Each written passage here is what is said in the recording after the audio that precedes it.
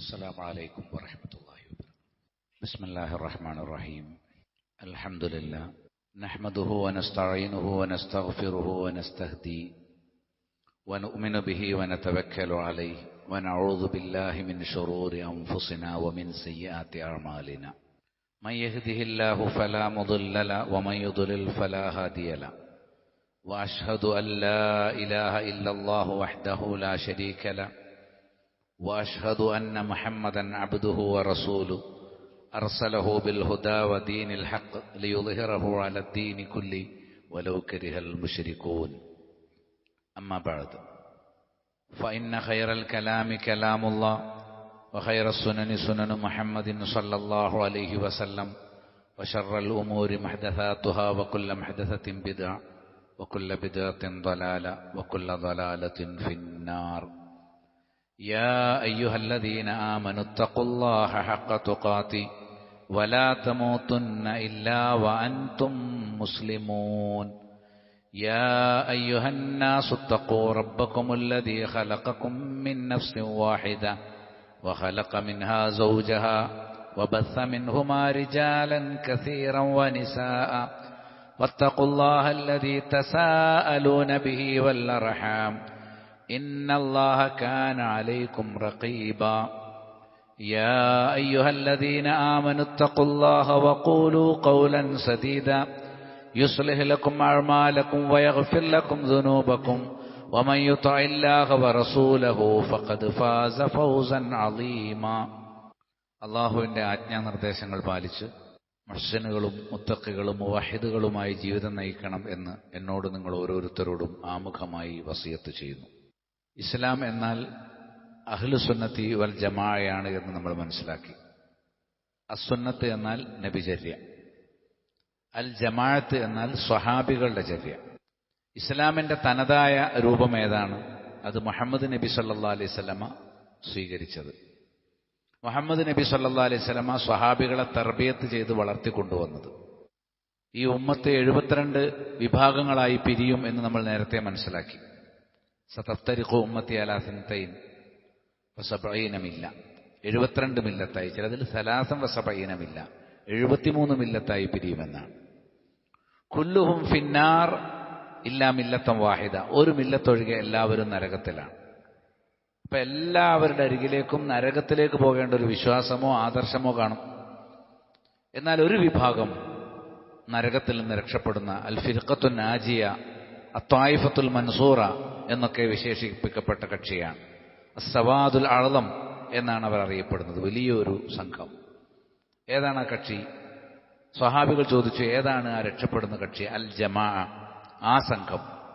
ചില റിപ്പോർട്ടിൽ ഒന്നുകൂടി വിശദീകരിച്ചു, മാ അന അലൈഹിൽ യൗമ വാ സ്വഹാബി, ഇന്ന് ഞാനും എൻ്റെ സ്വഹാബികളും എവിടെ നിലകൊള്ളുന്നുവോ അത്. അപ്പൊ യഥാർത്ഥ ഇസ്ലാം എന്ന് പറഞ്ഞാൽ മുഹമ്മദ് നബിയും സ്വഹാബികളും ഉള്ളതാണ്.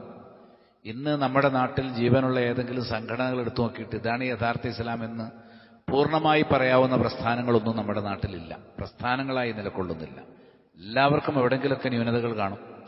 ആ ന്യൂനതകൾ അങ്ങനെ കണ്ടുപിടിക്കും, പഠനത്തിലൂടെ കണ്ടുപിടിക്കണം.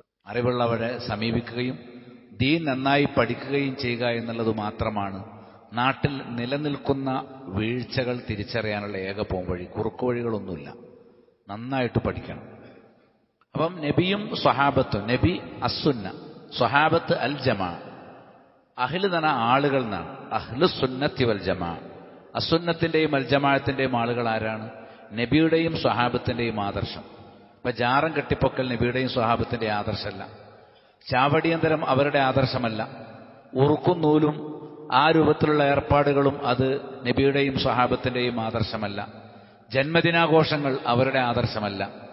അപ്പൊ ഇസ്ലാം എന്ന് പറയുന്നവരൊക്കെ തങ്ങളെ അഹ്ലുസുന്നത്തി വൽ ജമാഅ എന്നാണ് പരിചയപ്പെടുന്നത്. എല്ലാ പാർട്ടികളും പറയുന്നത് ഞങ്ങളാണ് അഹ്ലുസുന്നത്തി വൽ ജമാഅ എന്നാണ്. പക്ഷെ അസുന്നത്തിനോടും അൽ ജമാഅത്തിനോടും മാറ്റുരച്ച് നോക്കുമ്പോൾ, നബിയുടെ ചര്യയോടും സ്വഹാബത്തിന്റെ ജീവിതത്തോടും മാറ്റുരച്ച് നോക്കുമ്പോൾ അവരുടെ പലതും കാണാനില്ല. അപ്പം യഥാർത്ഥ അഹ്ലുസുന്നത്തി വൽ ജമാഅത്താകണമെങ്കിൽ നബിയിലേക്കും സ്വഹാബത്തിലേക്കും തന്നെ മടങ്ങണം.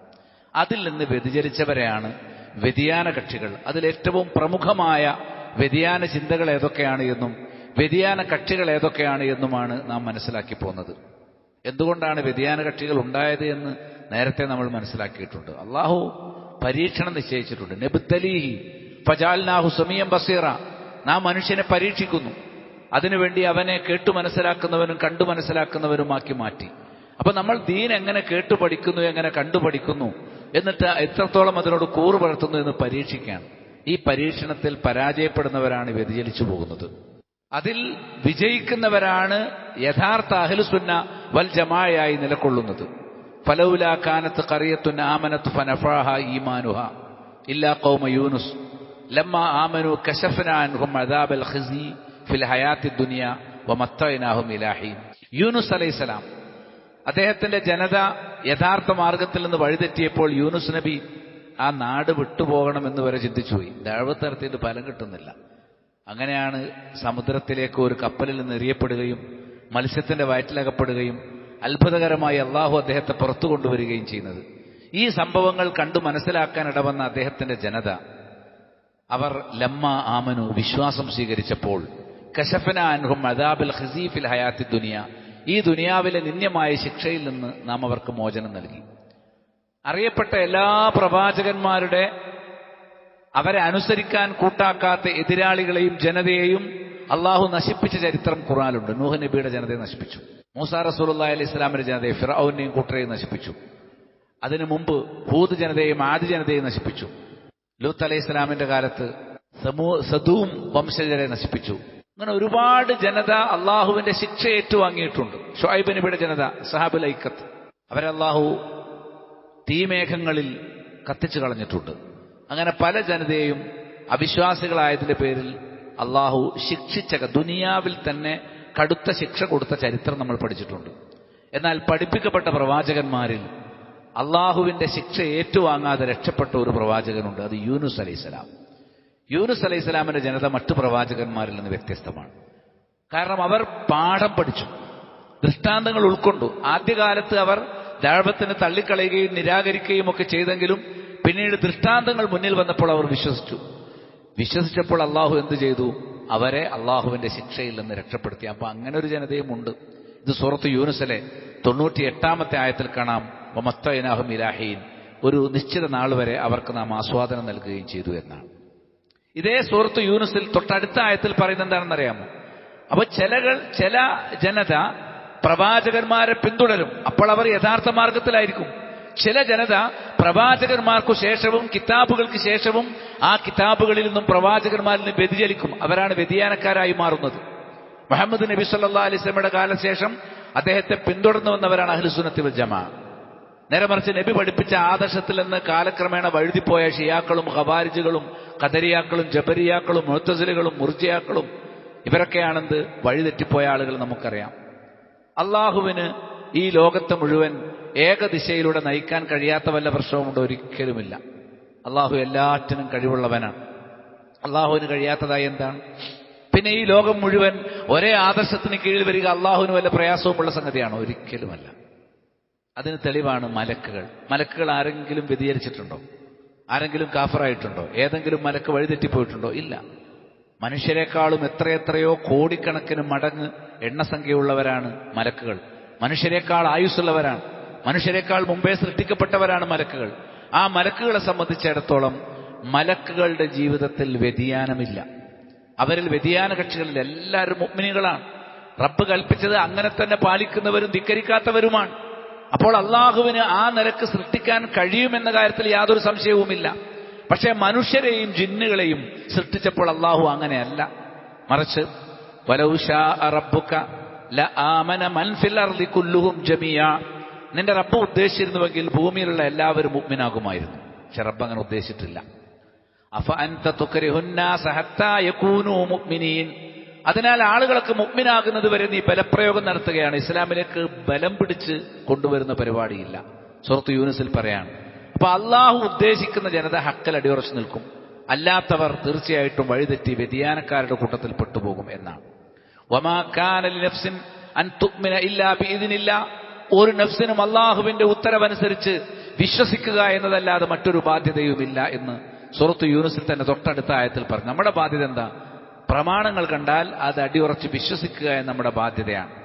മറ്റൊരിടത്ത് അള്ളാഹു പറഞ്ഞു വലൗ ശാഅ റബ്ബുക ലജഅല അന്നാസ ഉമ്മത്തൻ വാഹിദ, നിന്റെ റബ്ബ് ഉദ്ദേശിച്ചിരുന്നുവെങ്കിൽ ഈ ജനത ഏക സമൂഹമായേനെ. പക്ഷെ ഇന്ന് വ്യത്യസ്ത മതങ്ങളും വ്യത്യസ്ത കക്ഷികളുമാണ്. അത് അള്ളാഹു ഒരു പരീക്ഷണം നമുക്ക് നിശ്ചയിച്ചിട്ടുള്ളത് കൊണ്ടാണ് എന്ന് കാണാൻ സാധിക്കും. വകദാലിക സയ്യന ലികസീരി മിനൽ മുശ്രിക്കീന ഖത്ല ഔലാദിഹിം ശുറകാഅഹും ലിയുർദൂഹും വലിയൽബിസു അലൈഹിം ദീനഹും.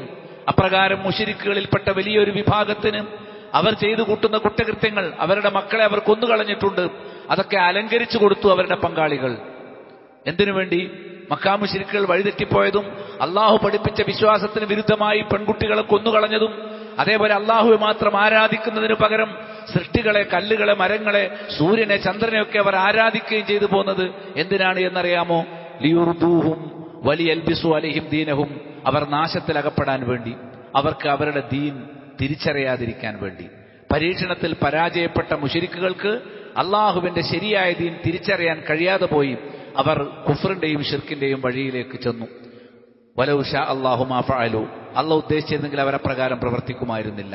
ഫദർഹും വമാ യഫ്തറൂൻ, അതുകൊണ്ട് മുശ്രിക്കുകളെ നിങ്ങൾ വിട്ടുകളയുക. മുശ്രിക്കുകൾ ഉണ്ടാക്കിയ വ്യാജ ദീനിനെയും നിങ്ങൾ വിട്ടുകളയുക. നമ്മെ സംബന്ധിച്ചിടത്തോളം വ്യാജങ്ങൾ ഒഴിവാക്കി ഹക്കിന്റെ പിന്നാലെ വരിക എന്നുള്ളത് നിർബന്ധമായ ഒരു സംഗതിയാണ്. കാരണം ഹക്ക് അല്ലാത്തത് അള്ളാഹു സ്വീകരിക്കുകയില്ല.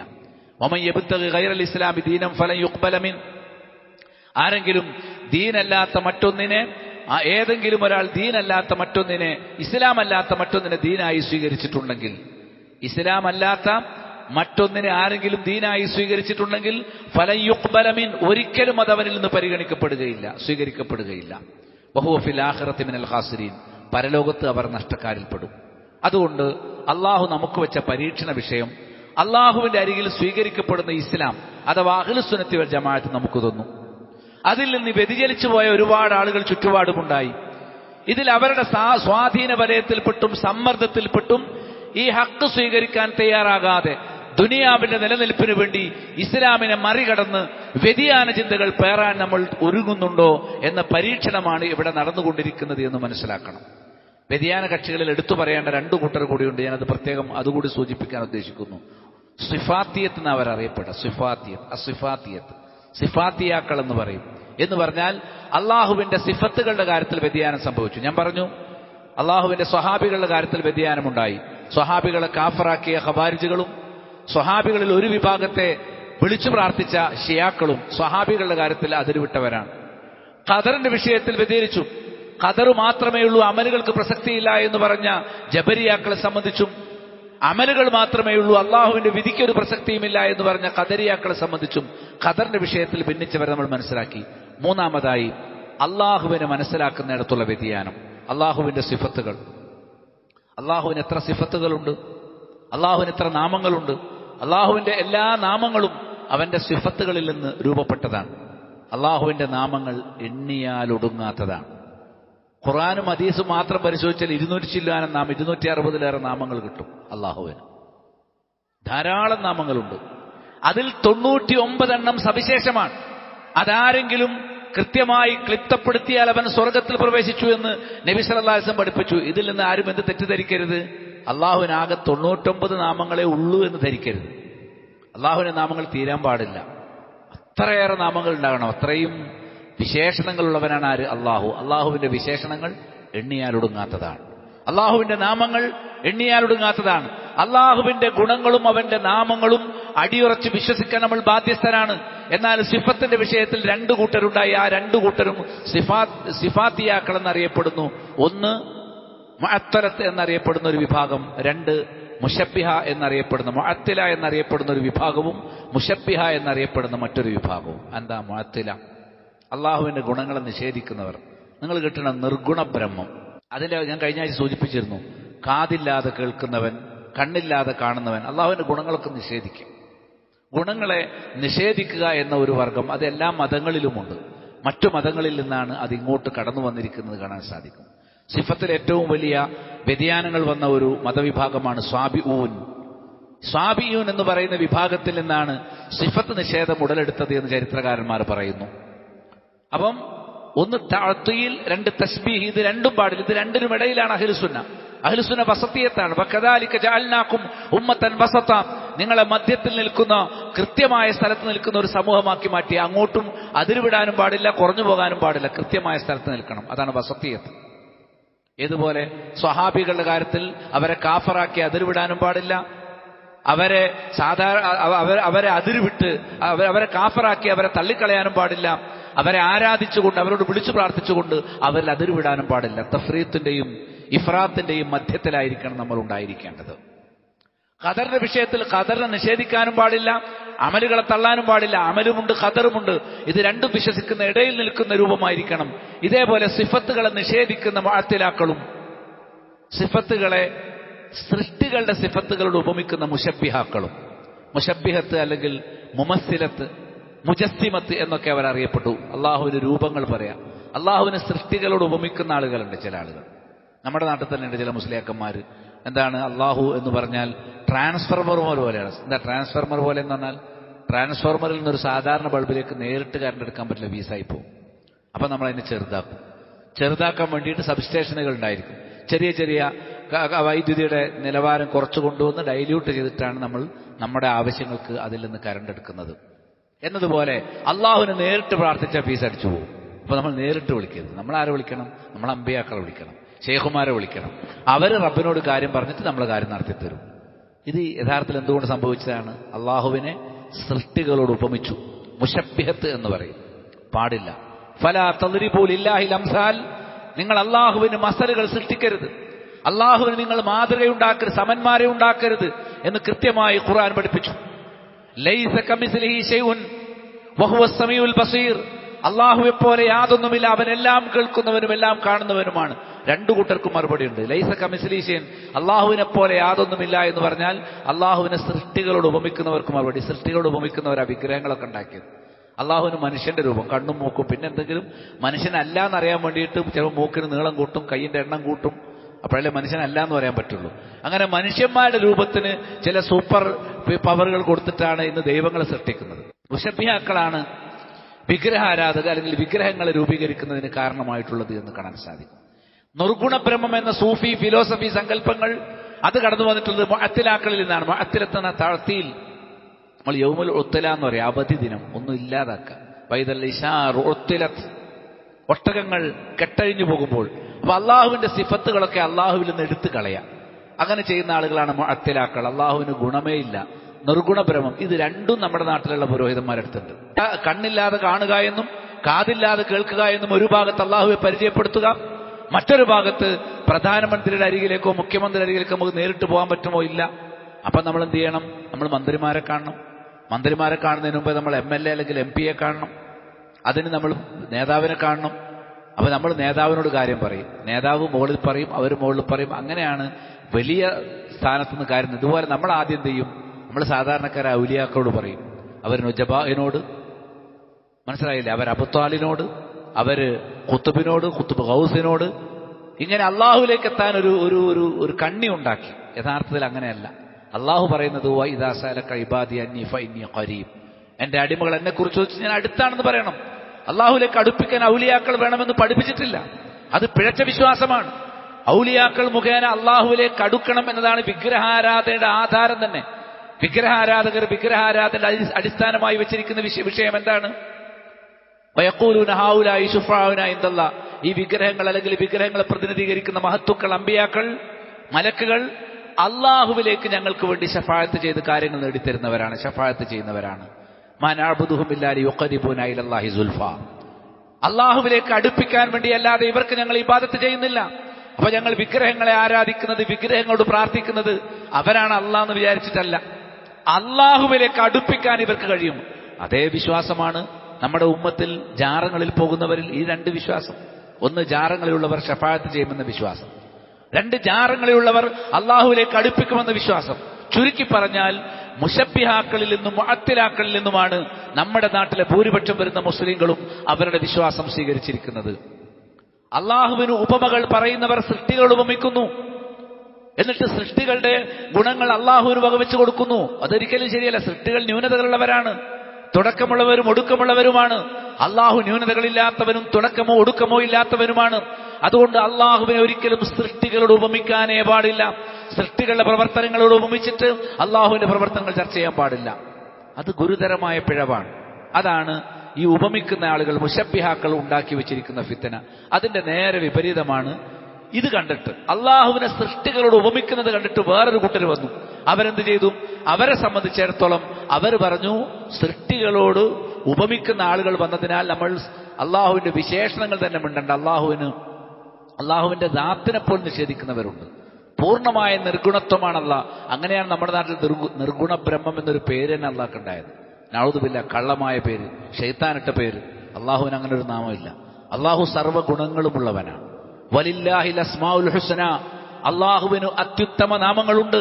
ഫദൂഹു ബിഹാ, ആ നാമങ്ങളിലൂടെ നിങ്ങൾ അള്ളാഹുവിനെ വിളിക്കണം. നമ്മൾ അള്ളാഹുവിന്റെ പേര് യാ ഹയ്യ് യാ ഖയ്യൂം, യാ റഹ്മാനു യാ റഹീം, യാ ഗഫൂർ യാ വദൂദ്, യാ ദൽ ജലാലി വൽ ഇക്റാം, അങ്ങനെ അള്ളാഹുവിന്റെ നാമങ്ങൾ എടുത്തു പറഞ്ഞിട്ട് നമ്മൾ അള്ളാഹുവിനോട് വിളിച്ചു പ്രാർത്ഥിക്കേണ്ടത്.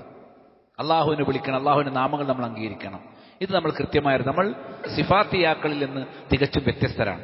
സിഫാത്യത്തിന് രണ്ട് വശമുണ്ട്. ഒന്ന് സിഫത്തിനെ നിഷേധിക്കുന്നവർ, രണ്ട് അള്ളാഹുവിന്റെ സിഫത്തുകളെ സൃഷ്ടികളുടെ സിഫത്തിനോട് ചേർത്ത് പറയുന്നവർ. ഇത് രണ്ടും തെറ്റാണ്. അള്ളാഹുവിന്റെ സിഫത്തുകൾ നമ്മൾ ഒരു കാരണവശാലും നിരാകരിക്കാൻ പാടില്ലാത്തതാണ്. നമ്മൾ വസത്യത്തിലായിരിക്കണം. അള്ളാഹുവിന്റെ വിശേഷണങ്ങളെ സൃഷ്ടികളുടെ വിശേഷണങ്ങളോട് ഉപമിക്കാനും പാടില്ല, അള്ളാഹുവിന്റെ വിശേഷണങ്ങളെ നിഷേധിക്കാനും പാടില്ല. അള്ളാഹുവിന്റെ വിശേഷണങ്ങളെ മുഴുവൻ അംഗീകരിക്കുകയും, ഖുർആനിലും സുന്നത്തിലും വന്നിട്ടുള്ള അള്ളാഹുവിന്റെ വിശേഷണങ്ങൾ ധാരാളമുണ്ട്. അള്ളാഹു കാണുന്നവനാണ്, അള്ളാഹു അറിയുന്നവനാണ്, അള്ളാഹു കഴിവുള്ളവനാണ്, അള്ളാഹു കേൾക്കുന്നവനാണ്, അള്ളാഹു പലതരത്തിലുള്ള പ്രവർത്തനങ്ങൾ അവൻ പ്രവർത്തിച്ചു കൊണ്ടിരിക്കുന്നുണ്ട്. അങ്ങനെയുള്ള അള്ളാഹുവിന്റെ സിഫത്തുകളും ഫിഅലുകളും ഒക്കെ ഖുർആനിലും സുന്നത്തിലും വന്ന പ്രകാരം വിശ്വസിക്കുക, സ്ഥിരപ്പെട്ടത് അത് അങ്ങനെ തന്നെ വിശ്വസിക്കുക എന്നതിലപ്പുറത്ത് ആ സൃഷ്ടികളോട് ഉപമിക്കാൻ പാടില്ല. സൃഷ്ടികൾ ചെയ്യുന്നത് പോലെ എന്ന് പറയാൻ പാടില്ല. അല്ലാഹു യൻസിലു റബ്ബുനാ തബാറക വ തആല ഹീന യബ്ഖാ സുലുസൻ മിനൽ ലൈൽ, രാത്രിയുടെ 1/3 ബാക്കിയാകുമ്പോൾ അല്ലാഹു 1-ാം ആകാശത്തേക്ക് ഇറങ്ങി വരുമെന്ന് ഹദീസുണ്ട്. അതങ്ങനെ തന്നെ വിശ്വസിക്കണം. അല്ലാഹു 1-ാം ആകാശത്തേക്ക് ഇറങ്ങി വരും. അല്ലാതെ ഒരാൾ ഒരു കോണിന്റെ മുകളിൽ കയറിയിട്ട് ഇങ്ങനെ ഇറക്കി കാണിച്ചു കൊടുക്കാം, എന്നിട്ട് ഇതുപോലെ അല്ലാഹു ഇറങ്ങുമെന്ന് പറയാൻ പാടുണ്ടോ? പാടില്ല. കാരണം സൃഷ്ടികളുടെ ഇറക്കവും അല്ലാഹുവിന്റെ ഇറക്കവും തമ്മിൽ ബന്ധമില്ല. അല്ലാഹു ഇറങ്ങുമെന്ന് പറഞ്ഞാൽ അല്ലാഹുവിന് യോജിച്ച പ്രകാരം അല്ലാഹു ഇറങ്ങും. അള്ളാഹുവിന്റെ സിഫത്തുകൾ ഓരോന്നോരോന്ന്. അള്ളാഹു ഉന്നതനാണ്. ഈ പ്രപഞ്ചങ്ങൾക്കും ഇത് ഏറ്റവും മുകളിലുള്ള സൃഷ്ടി സ്വർഗമാണ്. സ്വർഗത്തിന് മുകളിൽ അർശാണ്. അർശാണ് സ്വർഗത്തിന്റെ മേൽപ്പുര. സ്വർഗത്തിന്റെ മേൽപ്പുര എന്ന് പറഞ്ഞ അർശാണ്. അർശിനും മീതെയാണ് അള്ളാഹു. അർ-റഹ്മാനു അലൽ അർശി ഇസ്തവ. അള്ളാഹു എവിടെ എന്ന ചോദ്യം ചോദിച്ചാൽ അള്ളാഹു ഉപരിയിൽ എന്നാണ് ഒരു വിശ്വാസി മറുപടി പറയേണ്ടത്. ഞാൻ കഴിഞ്ഞ തവണ പറഞ്ഞിരുന്നു, അള്ളാഹു എല്ലായിടത്തും ഉണ്ടെന്ന് പറയാൻ പാടില്ല. തൂണിലും തുരുമ്പിലും അള്ളാഹു ഉണ്ട് എന്നത് പിഴച്ച വിശ്വാസമാണ്. ആ വിശ്വാസം നമുക്ക് പാടുള്ളതല്ല. കാരണം ഇത് അള്ളാഹ് സൃഷ്ടിച്ചതാണ്. ഇതൊക്കെ തൂണും തുരുമ്പും സൃഷ്ടിക്കുന്നതിന് മുമ്പ് അള്ളാഹു ഉണ്ട്. അള്ളാഹു തുടക്കമില്ലാത്തവനാണ്, അവ്വലാണ്, അനാദിയാണ്. ലൈസ ഖബലഹു ഷൈ, അവന് മുമ്പ് യാതൊന്നുമില്ല. വലൈസ ബഅദഹു ഷൈ, അവന് ശേഷവും യാതൊന്നുമില്ല. അതുകൊണ്ട് അള്ളാഹു അനാദിയാണ്. അതുകൊണ്ട് തന്നെ അള്ളാഹുവെ സംബന്ധിച്ചിടത്തോളം അവനൊരു തുടക്കമുണ്ട് എന്നോ ഒരു ഒടുക്കമുണ്ട് എന്നോ പറയാൻ പാടില്ല. ഇതാണ് അള്ളാഹുവെ കുറിച്ച് നമ്മൾ അടിയുറച്ച് വിശ്വസിക്കേണ്ടത്. അങ്ങനെയുള്ള അള്ളാഹു തുടക്കവും ഒടുക്കവും ഉള്ള ഒരു വസ്തുവിന്റെ ഭാഗമാകുന്നത് എങ്ങനെ? അതൊരിക്കലുമില്ല. അള്ളാഹുവിന് ഭാഗങ്ങളോ അവയവങ്ങളോ ഒന്നും നമ്മൾ പറയാൻ പാടില്ല. അല്ല, കണ്ണ് എന്ന് പറഞ്ഞാൽ അവയവം എന്നുള്ള നിലക്കല്ല. അള്ളാഹു പറയുന്നു നമ്മുടെ കൺമുന്നിലൂടെയാണ് നൂഹ് അലൈഹിസ്സലാം കപ്പലുണ്ടാക്കിയത്, ആ കപ്പൽ സഞ്ചരിച്ചത് എന്ന് പറയുമ്പോൾ അള്ളാഹുവിന് യോജിച്ച പ്രകാരം അള്ളാഹുവിന് കണ്ണുണ്ട്. എന്റെ കൈകൾ കൊണ്ടാണ് ഞാൻ സ്വർഗത്തിലെ ചെടികൾ നട്ടുപിടിപ്പിക്കുന്നത് എന്ന് പറഞ്ഞാൽ, എന്റെ 2 കൈകൾ കൊണ്ടാണ് ഞാൻ ആദമിനെ സൃഷ്ടിച്ചത് എന്ന് അള്ളാഹു പറഞ്ഞാൽ, അള്ളാഹുവിന് യോജിക്കുന്ന പ്രകാരമുള്ള കൈകൾ അള്ളാഹുവിനുണ്ട്. അള്ളാഹുവിന്റെ 2 കൈകളും വലത്താണ്. നമ്മുടെ പുരോഹിതന്മാർ കളിയാക്കാറുണ്ട്, 2 കൈയും വലത്ത് വരുമ്പോൾ അംഗവൈകല്യല്ലേ എന്ന്. അത് സൃഷ്ടികൾക്കാണ്. നിങ്ങളുടെ 2 കൈയും എന്റെ 2 കൈയും ഒരു ഭാഗത്താണെങ്കിൽ അത് അംഗവൈകല്യമാണ്. അള്ളാഹുവെ സംബന്ധിച്ച് കിൽത്താഹു യമീൻ സ്വഹീഹായ ഹദീസാണ്. കിൽത്താഹു യമീൻ, അള്ളാഹുവിന്റെ 2 കരങ്ങളും വലത്താണ്. അള്ളാഹുവിന് വലത് കൈ മാത്രമേ ഉള്ളൂ. സൃഷ്ടികളുടെ കരങ്ങളോട് ഉപമിക്കുമ്പോഴാണ് അത് വൈകല്യമായി തോന്നുന്നത്. അള്ളാഹുവിന്റെ കൈകൾ എന്ന് ഹദീസിൽ വന്നിട്ടുണ്ടെങ്കിൽ അതങ്ങനെ വിശ്വസിക്കുക. അത് അള്ളാഹുവിന് യോജിച്ച പ്രകാരം പൂർണ്ണതയുള്ളതും പൂർണ്ണമായ ഭംഗിയുള്ളതും സൗന്ദര്യമുള്ളതുമാണ്. ഇതിൽ വ്യതിയാനം വരുന്നത് കൊണ്ടാണ് പലരും കളിയാക്കുന്നത്. ചില മുസ്ലിയാക്കന്മാർ ചോദിക്കാറുണ്ട്, ഈ വഹാബികളെ അള്ളാഹു എന്ന് പറഞ്ഞാൽ ഇറങ്ങൽ മാത്രമേ പണിയുള്ളൂ. അതെന്താ? രാത്രിയുടെ 3-ാം യാമത്തിൽ അള്ളാഹു 1-ാം ആകാശത്തേക്ക് ഇറങ്ങുന്നതാണല്ലോ. ഏതെങ്കിലും ഒരു നാട്ടിൽ രാത്രിയുടെ 3-ാം യാമം ഉണ്ടല്ലോ. ഇപ്പൊ ഏതോ ഒരു നാട്ടിൽ എന്താണ് രാത്രിയുടെ 3-ാമത്തെ യാമാണ്. അപ്പൊ അള്ളാഹ് ഇറങ്ങിക്കൊണ്ടിരിക്കുകയാണ്. അള്ളാഹുവിന് ഇറങ്ങൽ മാത്രമേ ജോലിയുള്ളൂ എന്നാണ് കളിയാക്കും. യഥാർത്ഥത്തിൽ ആരെയാ പരിഹസിക്കുന്നത്? നബി സല്ലല്ലാഹു അലൈഹി വസല്ലം പഠിപ്പിച്ചതാണ് യൻസിറു റബ്ബുനാ തബാറക വ തആല. അനുഗ്രഹപൂർണനും ഉന്നതനുമായ അല്ലാഹു ഇറങ്ങി വരും. ഹീന യബ്ഖാ സുൽസൻ മിനൽ ലൈൽ, രാത്രിയുടെ 1/3 ബാക്കിയുള്ളപ്പോൾ ഇറങ്ങി വരും. എന്നിട്ട് ഫയഖൂൽ, അല്ലാഹു പറയും, മൻ യദ്ഊനി ഫൗജീബല, എന്നോട് പ്രാർത്ഥിക്കാൻ ആരുണ്ട്, ഞാൻ ഉത്തരം തരും. വമൻ യസ്അലുനി ഫൗതിയ, എന്നോട് ചോദിക്കാൻ ആരുണ്ട്, ഞാൻ അവന് നൽകാം. വമൻ യസ്തഗ്ഫിറുനി, എന്നോട് പാപമോചനം തേടാൻ ആരുണ്ട്, ഫഅഗ്ഫിറല, അവന്റെ പാപങ്ങൾ ഞാൻ പുറത്തു കൊടുക്കും. അപ്പൊ അല്ലാഹു ഏറ്റവും കൂടുതൽ പാപങ്ങൾ പൊറുക്കുന്ന പ്രാർത്ഥന സ്വീകരിക്കുന്ന സമയം രാത്രിയുടെ 3-ാമത്തെ യാമം, സുബഹിന് മുമ്പുള്ള സമയമാണ്. ആ സമയത്ത് നമ്മൾ ഉണരണം. എന്നിട്ട് നമ്മൾ അള്ളാഹുവോട് നമ്മുടെ കാര്യങ്ങൾ എടുത്തു പറയണം. അള്ളാഹു ഏറ്റവും അടുത്ത് നിൽക്കുന്ന സമയം അതാണ് എന്ന് കൃത്യമായി പഠിപ്പിക്കപ്പെട്ടിട്ടുണ്ട്. ഇതിനെ കളിയാക്കുന്ന മുസ്ലിയാക്കന്മാർ നമ്മുടെ നാട്ടിലുണ്ട്. ഇത് സ്വഹിയായ ഹദീസാണ്, നബി സല്ലല്ലാഹു അലൈഹി വസല്ലം പഠിപ്പിച്ചാണ്. അപ്പൊ ഹദീസുകളിൽ, ഖുർആനിൽ വന്നത്, സ്വഹിയായ ഹദീസുകളിൽ വന്നത് അതേ പ്രകാരം വിശ്വസിക്കുക, സൃഷ്ടികളോട് അതിനെ ഉപമിക്കാതിരിക്കുക എന്നുള്ള നമ്മുടെ ബാധ്യത. അള്ളാഹുവെ മനസ്സിലാക്കേണ്ട പ്രകാരം മനസ്സിലാക്കുന്ന സച്ചരിതരായ സത്യവിശ്വാസികളിൽ അള്ളാഹു നമ്മെ ഉൾപ്പെടുത്തുമാറാകട്ടെ. അൽഹംദുലില്ലാഹി റബ്ബിൽ ആലമീൻ. അല്ലാഹുമ്മ സ്വല്ലി അലാ മുഹമ്മദിൻ വഅലാ ആലി മുഹമ്മദ്. അമ്മാ ബഅദ് ഫൗസീകും സാനിയം വഇയ്യായ ബിത്തഖ്വല്ലാഹ്. അള്ളാഹുവെ സൂക്ഷിക്കണം, ജീവിതം വിശുദ്ധമാക്കണമെന്നൊരിക്കൽ കൂടി ഓർമ്മപ്പെടുത്തുന്നു. അള്ളാഹുവിന്റെ സിഫത്തുകൾ സ്ഥിരപ്പെട്ടതും പ്രമാണങ്ങളിൽ വന്നത് അംഗീകരിക്കാൻ നമ്മൾ ബാധ്യസ്ഥരുമാണ് എന്ന് ഞാനിവിടെ ഓർമ്മിപ്പിച്ചു. ഏറ്റവും നല്ല തെളിവാണ് അഅ്ലമു ആയ, ഖുർആനിലെ ഏറ്റവും മഹത്വമേറിയ ആയത്ത് ഏതാണ്? ആയത്തുൽ കുർസി. ആയത്തുൽ കുർസിയിൽ അള്ളാഹുവിന്റെ 25 വിശേഷണങ്ങളുണ്ട്. അല്ലാഹു ലാ ഇലാഹ ഇല്ലാ ഹുവൽ ഹയ്യുൽ ഖയ്യൂം എന്ന് തുടങ്ങിയിട്ട് ഞാൻ ഓരോന്നും വിശദീകരിക്കുന്നില്ല. നമ്മൾ നന്നായി മനസ്സിരുത്തേണ്ട കാര്യമാണ്. അള്ളാഹുവിന്റെ 5 നാമങ്ങൾ അതിലുണ്ട്. അല്ലാഹു, അൽ ഹയ്യ്, അൽ ഖയ്യൂം, അൽ അലി, അൽ അലീം. ഇതൊക്കെ അള്ളാഹുവിന്റെ നാമങ്ങളാണ്. ഈ നാമങ്ങൾ വെച്ചാണ് അള്ളാഹുവിനെ നമ്മൾ വിളിക്കേണ്ടത്. യാ ഹയ്യ്, യാ ഖയ്യൂം, യാ അലിയു, യാ അലീം, യാ അല്ലാഹ് എന്നിങ്ങനെയാണ് അള്ളാഹുവിനെ വിളിക്കേണ്ടത്. ഇതേപോലെ ആരാധനക്കർഹൻ അള്ളാഹു മാത്രമാണ്. അല്ലാഹു ലാ ഇലാഹ ഇല്ലാഹു, ഉലൂഹിയത്തിൽ അള്ളാഹു ഏകനാണ് എന്ന് പഠിപ്പിക്കുന്നുണ്ട്. അതേപോലെ തന്നെ അവൻ എന്നെന്നും ജീവിച്ചിരിക്കുന്നവനാണ്. ഉറക്കമോ മയക്കമോ അള്ളാഹുവിനെ ബാധിക്കില്ല. ഇതൊക്കെ അള്ളാഹുവിന്റെ സിഫത്തുകളാണ്. ഇങ്ങനെ തുടങ്ങിയിട്ട് 20ഓളം സിഫത്തുകൾ, 5 നാമങ്ങൾ. ഇത് ആയത്തുൽ കുർസിയിൽ മാത്രം കാണാം. ഇനി സൂറത്തു തൗഹീദിലേക്ക് വന്നാൽ ഖുൽ ഹുവല്ലാഹു അഹദ്, അള്ളാഹു ഒരുവനാണ്. ഒരുവനായിരിക്കുക എന്നത് അള്ളാഹുവിന്റെ സിഫത്താണ്. അള്ളാഹുവിനെ പോലെ മറ്റാരുമില്ല. വേറെ ഏത് സൃഷ്ടി എടുത്താലും അതുപോലെ വേറൊരു സൃഷ്ടി കാണും. അതേ ഗുണങ്ങളുള്ള, അതേ പ്രവർത്തനങ്ങളുള്ള, അതേ സ്വഭാവമുള്ള മറ്റു പലരും കാണും. എന്നാൽ അള്ളാഹുവെ പോലെ അള്ളാഹു മാത്രമാണ്. അവൻ മാത്രമാണ് സൃഷ്ടാവ്. ബാക്കിയെല്ലാം സൃഷ്ടികളാണ്. ഈ ലോകത്ത് ഏതൊന്നെടുത്താലും സൃഷ്ടിയാണ്, അള്ളാഹു ഒഴികെ. അള്ളാഹു ഒന്നല്ല, സൃഷ്ടിയല്ല, അവൻ സൃഷ്ടാവാണ്. തികച്ചും വ്യത്യസ്തമായി നിൽക്കുന്നു എന്നുള്ളതാണ്. ഇത് നമ്മൾ നന്നായി മനസ്സിലാക്കണം. അള്ളാഹു സമദ്, അള്ളാഹു എല്ലാവർക്കും ആശ്രയം നൽകുന്നു. മലക്കുകൾക്കും ജിന്നുകൾക്കും മനുഷ്യർക്കും മൃഗങ്ങൾക്കും പറവകൾക്കും ഉരകങ്ങൾക്കും പ്രാണികൾക്കും എല്ലാവർക്കും ആശ്രയം നൽകുന്നവൻ അള്ളാഹുവാണ്. അള്ളാഹുവിന് മറ്റൊരാളുടെ ആശ്രയമില്ല. അള്ളാഹുവിന് ഒരു കാര്യം നടപ്പാക്കണമെങ്കിൽ മലക്കുകളുടെ സഹായമോ ജിന്നുകളുടെ സഹായമോ ആവശ്യമില്ല. അവനൊരു കാര്യം തീരുമാനിച്ചാൽ ഇദാ ഖദല്ലാഹു അംറൻ ഫയഖൂലു ലഹു കുൻ ഫയകൂൻ, ഉണ്ടാകട്ടെ എന്ന് പറയും, അപ്പൊ അത് ഉണ്ടാകും. അപ്പൊ ഈ ആയത്തുൽ കുർസി, അതേപോലെ തന്നെ സൂറത്തുൽ ഇഖ്ലാസ്, ഇത് മാത്രം നമ്മൾ മനസ്സിരുത്തിയാൽ മതി. അള്ളാഹുവിന് എണ്ണിയാലൊടുങ്ങാത്ത നാമങ്ങളുമുണ്ട്, അള്ളാഹുവിന് എണ്ണിയാലൊടുങ്ങാത്ത വിശേഷണങ്ങളുമുണ്ട്. അത് നിഷേധിക്കാൻ പാടില്ല, അത് അംഗീകരിക്കണം.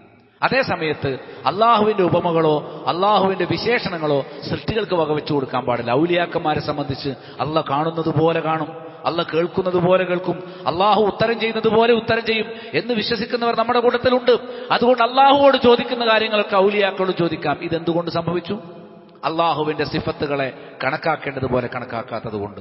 വമാ ഖദറുല്ലാഹ ഹഖ ഖദരി, അവർ അള്ളാഹുവെ കണക്കാക്കേണ്ട പ്രകാരം കണക്കാക്കിയില്ല.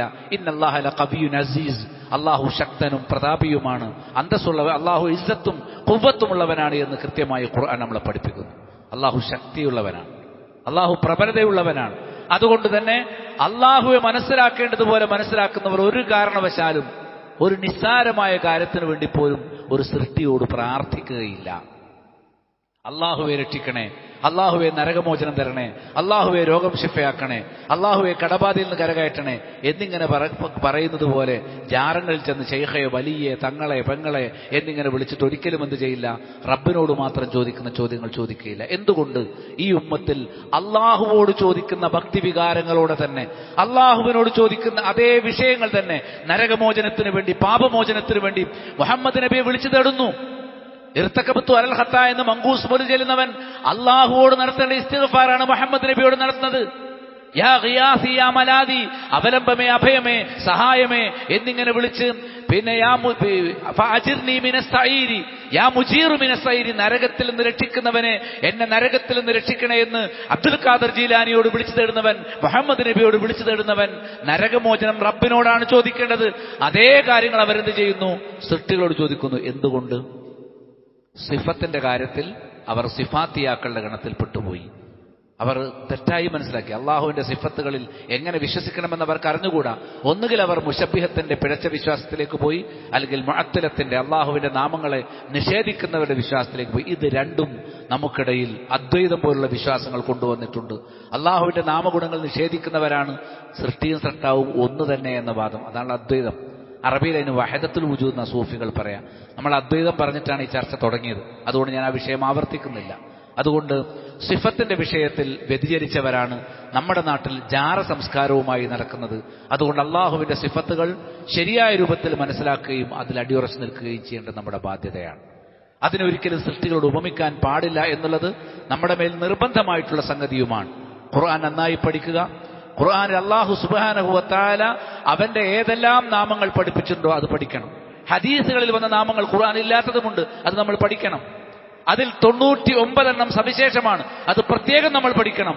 ആരെങ്കിലും മനഹ്സ്വാഹ ആ 99 നാമങ്ങൾ ക്ലിപ്തപ്പെടുത്തുകയാണെങ്കിൽ ദഖലൽ ജന്ന, അവൻ സ്വർഗത്തിൽ പ്രവേശിച്ചു എന്ന് നബി സല്ലല്ലാഹു അലൈഹി വസല്ലമ പിന്നെ നമ്മെ അതിന്റെ പ്രശംസ നമ്മളെ അറിയിച്ചിട്ടുമുണ്ട്. അള്ളാഹുവെ മനസ്സിലാക്കേണ്ടതുപോലെ മനസ്സിലാക്കുന്ന അവന്റെ വിശേഷണങ്ങൾ ഒരു കാരണവശാലും സൃഷ്ടികൾക്ക് വകവെച്ചു കൊടുക്കാത്ത യഥാർത്ഥ മുഅ്മിനുകളിൽ, മുവഹിദുകളിൽ അള്ളാഹു നമ്മയെല്ലാം ഉൾപ്പെടുത്തുമാറാകട്ടെ.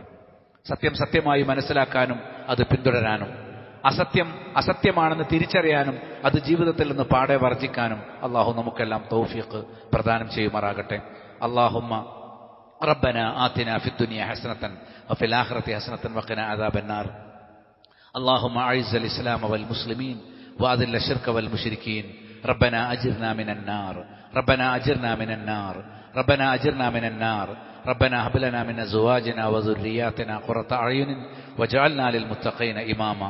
اللهم اغفر للمؤمنين والمؤمنات والمسلمين والمسلمات الأحياء منهم والأموات إنك مجيب الدعوات يا قاضي الحاجات. اللهم صل على محمد وعلى آل محمد وآخر دعوانا أن الحمد لله رب العالمين.